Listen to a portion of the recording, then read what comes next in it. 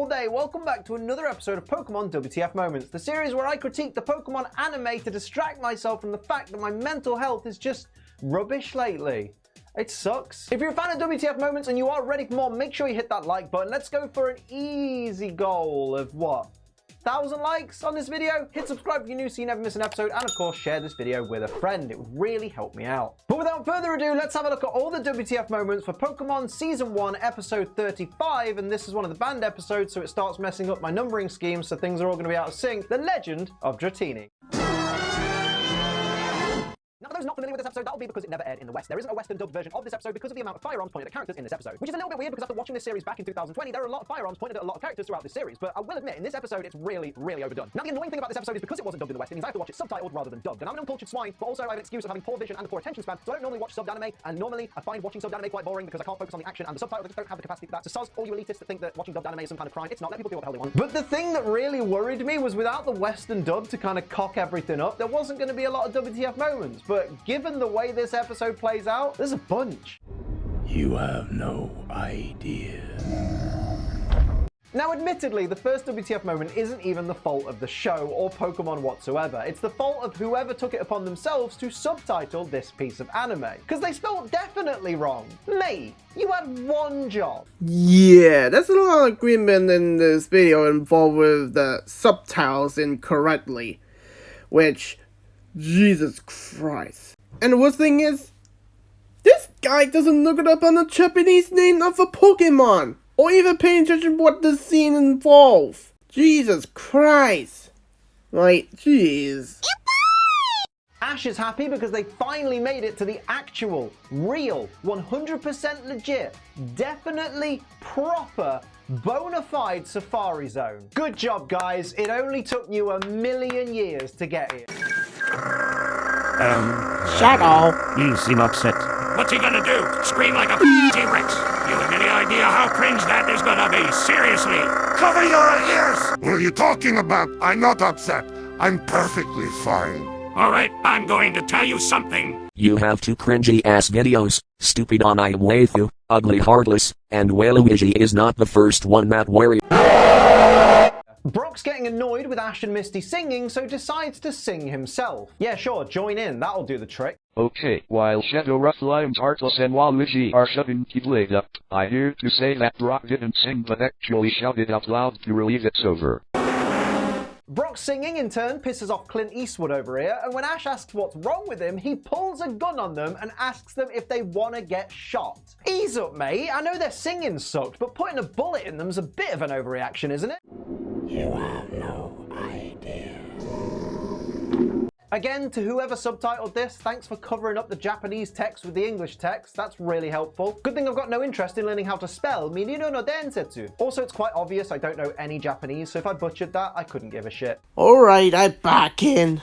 Oh, Jesus Christ, I don't understand how the heck this guy doesn't know how to put the text on the screen correctly. The old man, whose name is Kaiser, hands Ash 30 Safari Balls and a fishing rod, and Ash is understandably excited. He then points his gun at Ash once again and explains that only the Safari Balls and fishing rod can be used in the Safari Zone, otherwise Thunderbolt, aka his revolver, will burn them, aka shoot them. Come on, mate, could you have not said that without the firearm? Whatever happened to customer service? Ash, obviously not familiar with Kaiser's gun's nickname since he just met him, kinda goes, Thunderbolt? And then Kaiser, instead of just saying, points the gun right at Ash's face. He's 10 years old, mate. In what universe do you think it's appropriate to point a gun at a 10-year-old's face? I thought this was a Japanese anime, not an American one. Misty sees a photo of young Kaiser with a Dratini on the wall and proceeds to pull the picture down for a closer look. Misty, mate, this is a guy who literally pointed a gun at a child just for singing. Don't be pulling pictures off his wall. Even if you were in a sane person's house, that wouldn't go down well. Kaiser assures them there is no Dratini in the Safari Zone, and Ash points out that they literally just saw a photo of it. Kaiser's response is, you guessed it, to pull back on the hammer of his revolver in kind of a non-verbal threat. I firmly believe this man should not be running the Safari Zone, especially not alone. Kaiser's trigger happiness makes me wonder just how many trainers are buried in the grounds of the Safari Zone simply because they asked him the wrong questions, or maybe they looked in his direction for too long. Yeah, this make me feel like I'd rather stay with McCree than that lunatic. Ugh. I think this episode would have a lot eerie sounds than Rhyhorn does it. Yep. In a video call with Ash and the gang, Professor Oak says he knows Kaiser well. Then why haven't you reported him for being a gun-toting maniac? So the reason that Kaiser is so iffy about people knowing about Dratini is because he met Dratini 30 years ago, and because he told people about it, people flocked from far and wide to try and find it themselves. They of course absolutely trashed the Safari Zone and captured almost all the other Pokemon, which is why you're now restricted to only using Safari Balls when you visit the Safari Zone. And whilst it is an emotional story, it still doesn't justify pointing a gun at people every 2 seconds, does it? Yeah, I watched that scene and it made me sad that this episode clip is sad, but at the same time mad. You know why I'm mad.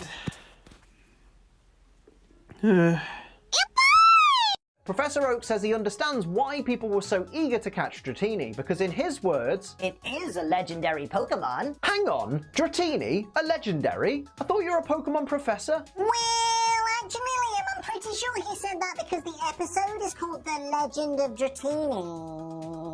Don't care, still not a legendary Pokemon. Pseudo-legendary I would kind of accept, but even then, Dragonite is technically the only pseudo-legendary in that evolution line, but legendary? Sod off. Yeah, that doesn't make any sense because Dratini Pokédex does mention it is a mythical Pokemon, but not legendary. I actually got stumped here. That was until I put the comment in the description to talk to my friends about what do you mean by that? And then one of them named Alex Raichu did point out that legendary had different terms, meaning rare and powerful. I guess they take the legendary as that?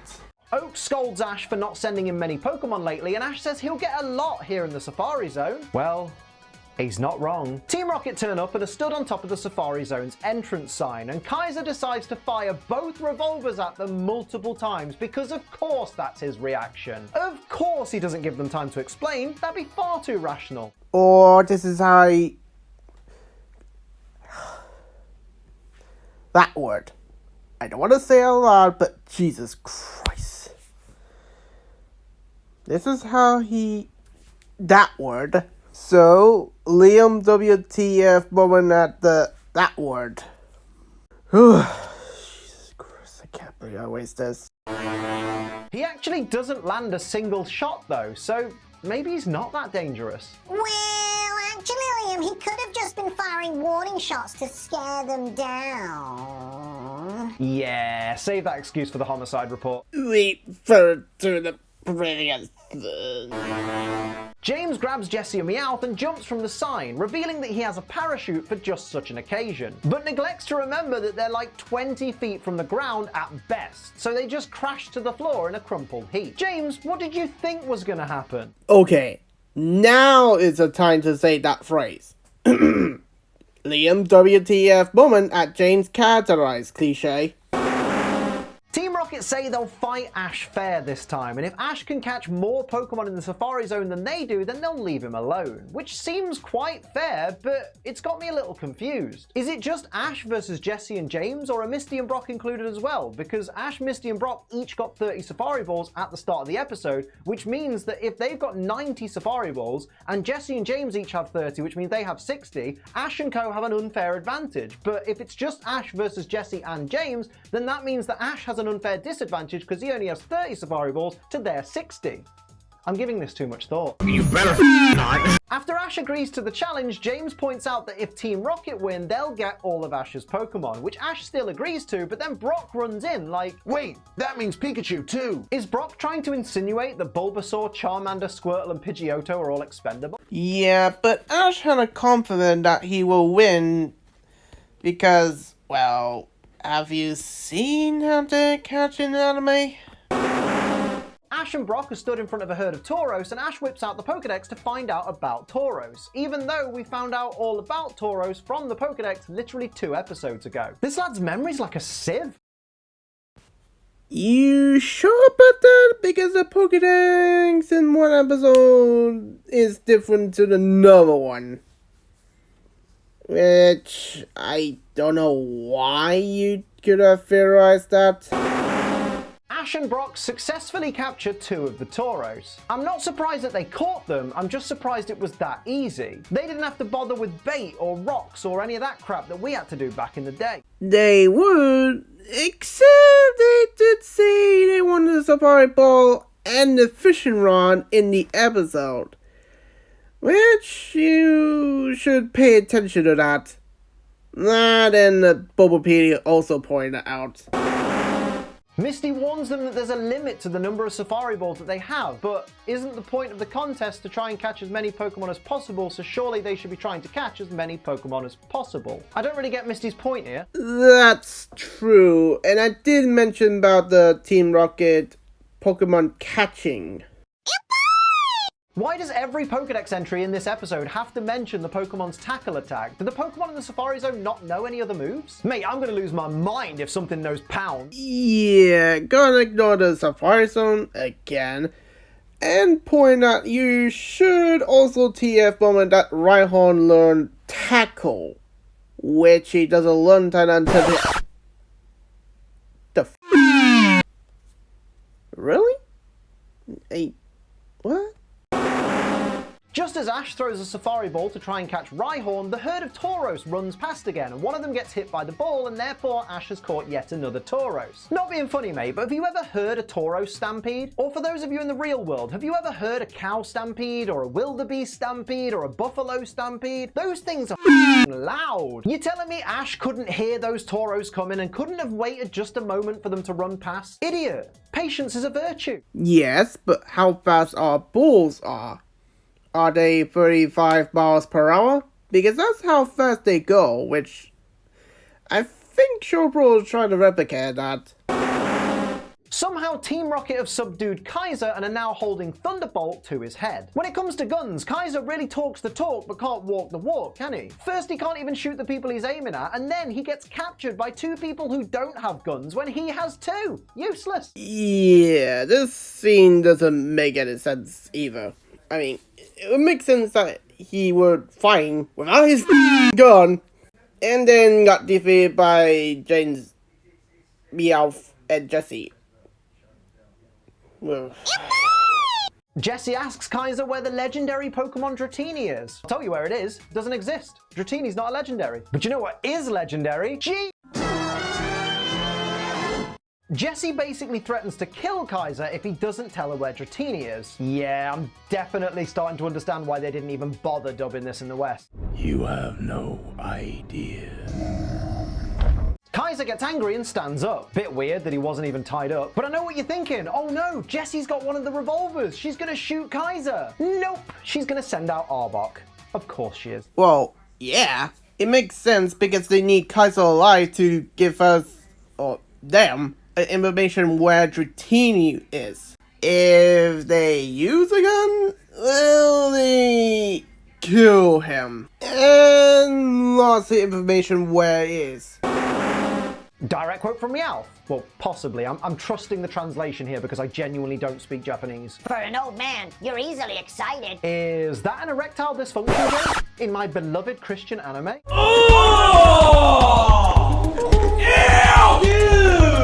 What the? Jessie says she'll go out with Kaiser if he tells her where Dratini is. Jessie loves dusty old cock. Pass it on.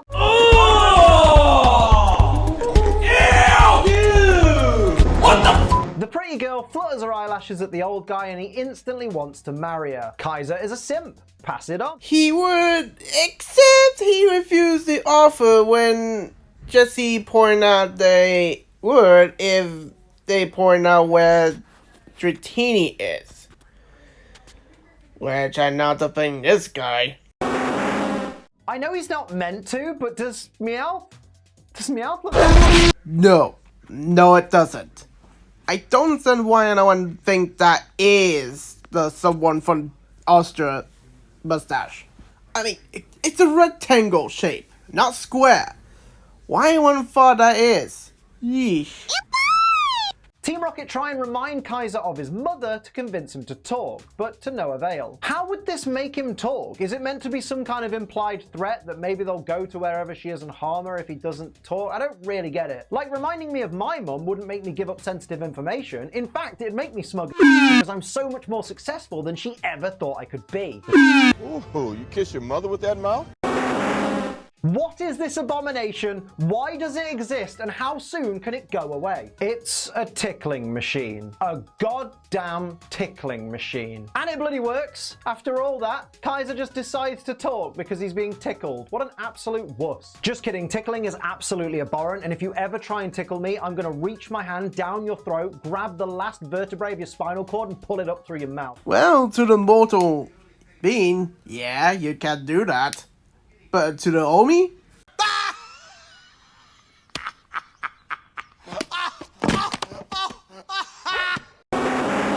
Misty has a super special fishing lure that looks just like her, even down to the outfit. And am I the only one who finds this a bit weird? Using something that looks like yourself to attract fish? Like, isn't she technically insulting herself by saying she looks like the kind of thing a fish would eat? Of course she hooks a bloody Gyarados. What else would jump at the chance to eat a human? This is why we don't use people-shaped lures, Misty. Well, you better tell that to someone who had this lure.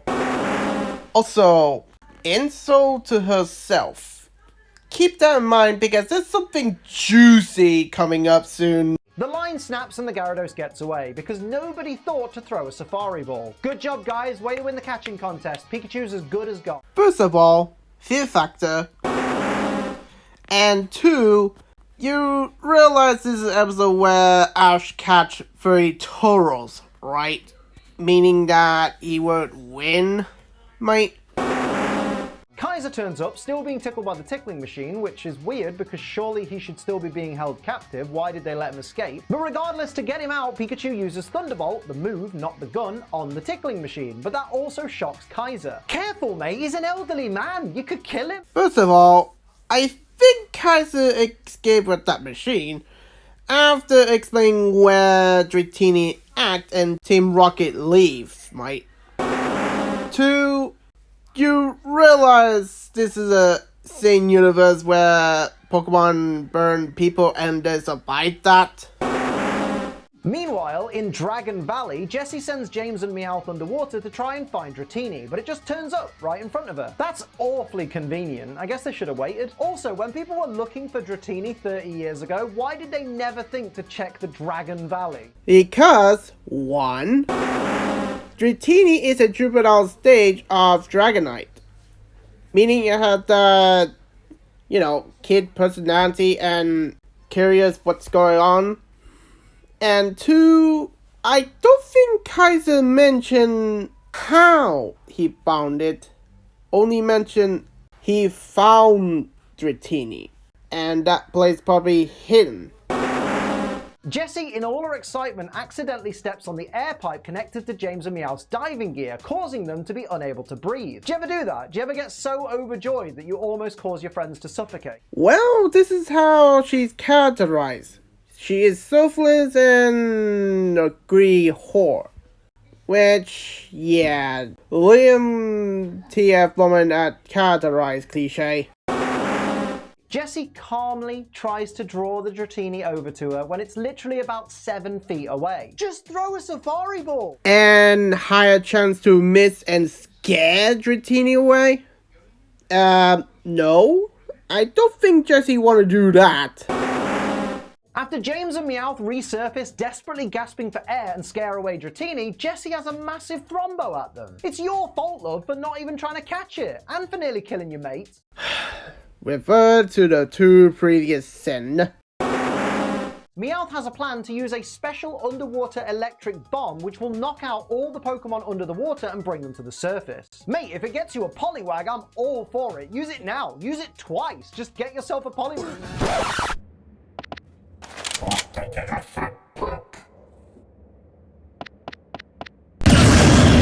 Yeah, this is what I talked about before, mates. Liam just said that Misty is insulting herself with that lure, but yet not realize he's insulting his mascot, which involved attend with Team Rocket doing it with a bomb. I don't know how he not realized what he just said. Ash and Co turn up and Ash says he's used all of the safari balls. We've seen him use 3, if we also count the one that Brock used. Would have been nice to see the other 27 captures. You mean that many Pokemon? Jesse throws the electric bomb into the lake and Kaiser jumps in after it. But if his swimming is anything like his shooting, I don't think this is going to go so well. Just because one skill Kaiser have is bad, doesn't mean the other skills are bad as well. Besides, swimming is a common thing since, since 6-year-olds. Where you start at? Are you saying that no one, I repeat, no one, do this stuff? What is wrong with you? So Staryu takes Kaiser back to the surface while Ash keeps diving down to retrieve the bomb. But that's got me wondering, why didn't Misty send out Starmie? Like, as well as Staryu? Or why didn't Ash send out Squirtle to help him swim back up to the surface? These kids really are dumber than a bag of hammers. I've got it. Just as Ash runs out of breath and sinks to the bottom of the lake with the electric bomb still in hand, a dragonair appears and lifts him back up to the surface. Awfully convenient timing, but then it is anime. Not really convenient if you remember Dratini in the scene. Dexter activates on its own despite being closed just to explain that Dragonair can fly even though it has no wings. Cheers, Dexter, that was going to be my next question. Ash throws the bomb back at Team Rocket. Listen, I know it was their bomb, but that is still technically attempted murder because they didn't throw the bomb at Ash, they threw it into the lake. So Ash should be locked up. And who the Team Rocket were pointing to? Officer Jenny that was arrested after explaining what happened? Kaiser recognizes a marking on the Dragonair's horn and realizes this is the very Dratini that he met 30 years ago, who he'd hidden in the lake in Dragon Valley so it could live safely. Now, I was going to mock how convenient it was that the Dratini that Kaiser met was the only one with a significant marking that it carried over through evolution into Dragonair, but honestly, this whole scene is so touching, I'm going to let it slide. I about to attempt to sin you for pointing out your opinions, count as a TF moment, but you let it slide, so yeah, I also doing that. Like, just go and watch this Dragonair crying dude. It's hard. Kaiser then asks Dragonair if the other Dratini are its children, but that's got me wondering about a couple of things. Which Pokemon did Dragonair breed with to make these Dratini? Because the only Pokemon we've seen in the Safari Zone in this episode that shares an egg group with Dragonair is Gyarados. So did Misty fish up the little Dratini's dad earlier? Well, actually, Liam, we did also see Magikarp, Horsey, Slowpoke and Poliwag too, and they all share egg groups with Dragonair. Yeah, but those Pokemon weren't actually there, they were in Team Rocket's vision, so technically we can't confirm that they're in the Safari Zone. Well, if Dragonair is partnered up with Gyarados, then we should also see Magikarp in that lake as well. But since we don't see Magikarp in that lake, meaning that it's actually breathing its own kin, not Gyarados, right? And my other question is, how did this Dratini, over 30 years, evolve into Dragonair but not Dragonite? I mean, obviously it's because Dragonite doesn't have a horn, so the convenient marking would be lost during evolution, but I'm talking from a biological sense. Surely, after all these years, this Pokemon should be a Dragonite. Or maybe Dragonair doesn't want to evolve into Dragonite? Like Piplup doesn't want to evolve into its evolution line? Or a later episode where Bulbasaur refused to evolve? Which, we do see that in anime. So it turns out that all 30 of Ash's Safari Zone captures were Tauros, which he sends somehow all at once to Professor Oak's lab. And for some reason they all conveniently pop out of their Pokeballs upon arrival. Clearly the Pokemon transfer machine is broken because stuff like this just shouldn't be happening. It's unsafe. So you're asking, how did Ash's 13 Tauros Pokeball transferred through the PC machine from his location to Oak location in the Pokemon universe.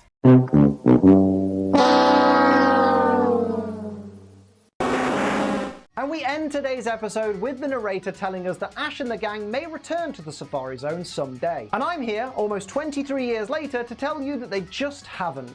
Ever, lying bastard narrator. Okay, I agree with that. Like, they didn't return to that area as have for the reason why.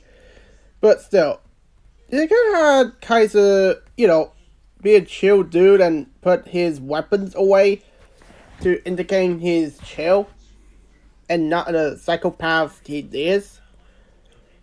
I mean, it makes sense,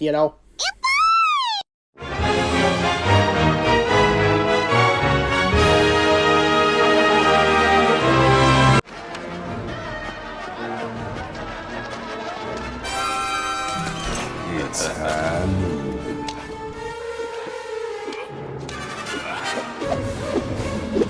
Long overdue. You weren't giving those guns to toss them around like trash.